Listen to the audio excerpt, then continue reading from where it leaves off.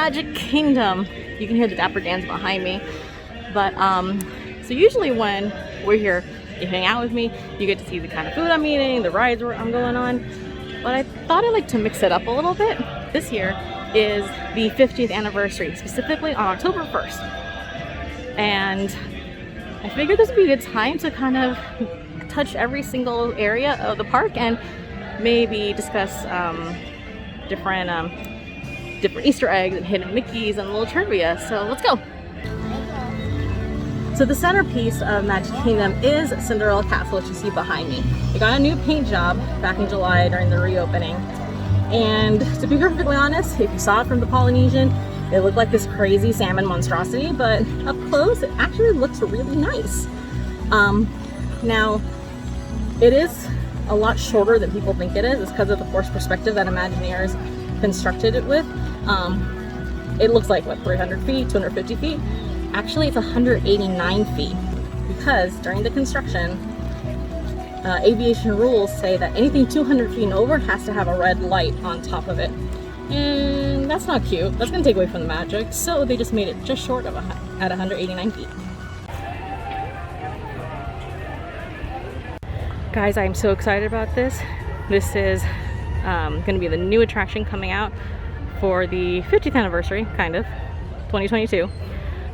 The Tron Light Cycle. I think it's identical to the one in Shanghai. It was supposed to be opened this year, but because of the closure with the pandemic, everything got delayed. So they're continuing building. I think sometime around the time the parks reopened. Now, that's the show building back there. That's the outside track. The camera doesn't really show how massive this thing actually is. And all the lattice work is the white. And then all the gray is where the track is going to be going. So it's on its way. 2022. I'm here for it. Now, I bet you didn't know that you can find 4 parks in one park. How does that work? I'll show you. So we are here in front of the Casey Jr. Splash Pad. Right now it's closed. They don't have any like water attractions or sprays during the pandemic times, but here is where you can find 4 parks in one park. Now, how do you do that? The thing is, with Disney, numbers always have a sort of significance. So if you go around here, this is 1971 when Magic Kingdom opened. That one's 1982 when Epcot opened. That one's 1989 when Hollywood Studios, or at the time MGM Studios, opened. And the last one is, where is it? Oh, it's here. 1998 when Disney's Animal Kingdom opened.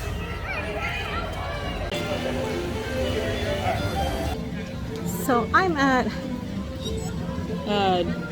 Journey Under the Sea, Voyage of the Little Mermaid, and this attraction, at least the inside, is identical to the Disney California one, except the queue here is way more themed. There's Ariel on a ship, Prince Eric's castle is behind it. I'll show you more of that later. But what's really cool about this queue is that it has some of the best hidden Mickeys on property. That's also a hidden Mickey, but that's not the one I'm talking about. There's Eric's ship, and he's like, oh, where's that girl that saved me and that, you know, has a pretty voice? Hint, bro, she's down the hallway. Okay, see those 3 circles up there? On November 18th, it creates a hidden Mickey, but it has to be on a clear day. Why November 18th? Because it's Mickey Mouse's birthday. He's complaining that he has too much stuff in his little bucket thing. I forgot what it's called. Someone help me. I can never find, I tell you, the crabs are great friends, but they don't know how to keep anything in order. He's just a hoarder. Just admit it. You're a hoarder. You're a hoarder, Scott. You're a hoarder. Here we go. Under the sea. King Triton got all mad and caused the bank in the crab to watch over her. Then There was lots of dancing and singing. Under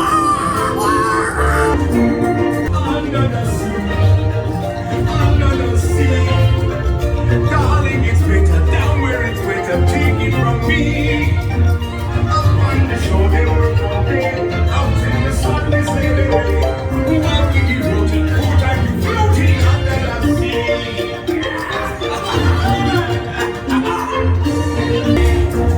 We want to walk under the sea. We have to walk. We got no troubles. Life is never more under the sea. Under the sea. Since life is swinging, we got to be here naturally. Even the birds and oh my, you like a boy to shine. Gonna kiss me good. Sha-la-la-la-la-la in that side. Ready to shake to buy. You gonna miss me girl. Round to heaven. Floating in the blue. Mickey. There's a Mickey. Why you like to do it? No time to We're gonna walk from Fantasyland, or New Fantasyland, into Tomorrowland. I noticed no one is going on Seven Dwarves.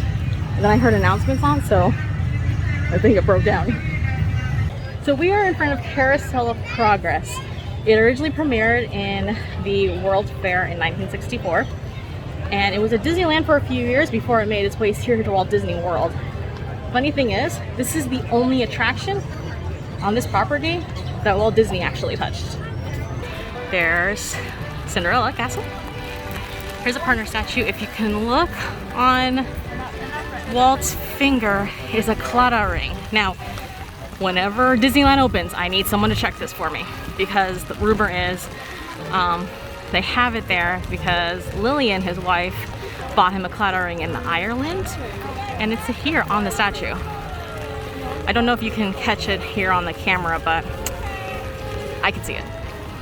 Just so you know. So, Disneylanders, when your park reopens, let me know.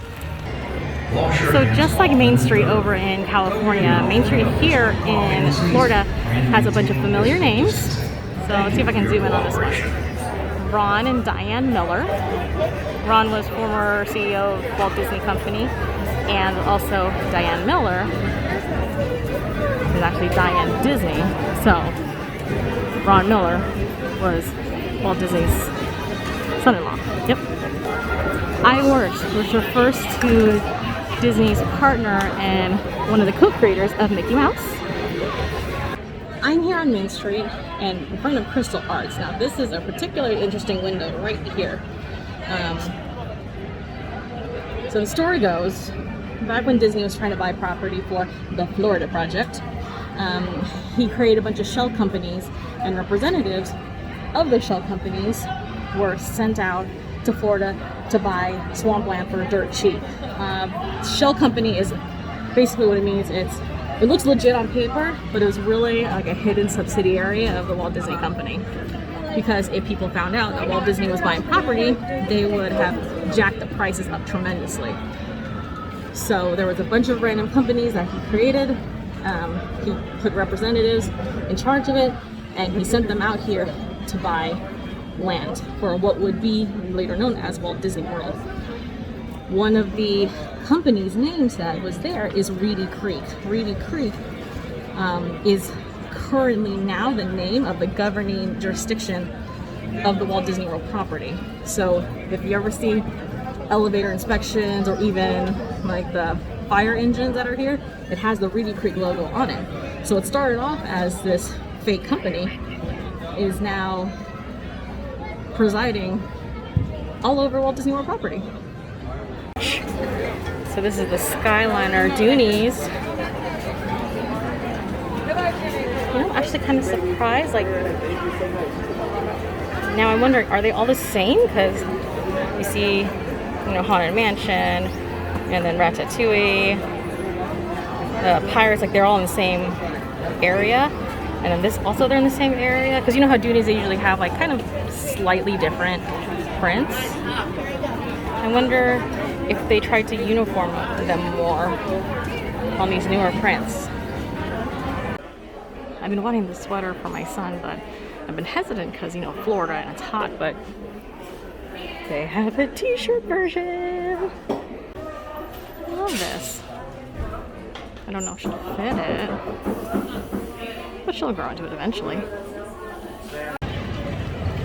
So that was part 1 of the video. Stay tuned for part 2. Thumbs up if you liked the video. Subscribe if you want to see more, and I'll see you next time. It's going to leak into tomorrow. You're right. I can feel it. There's a great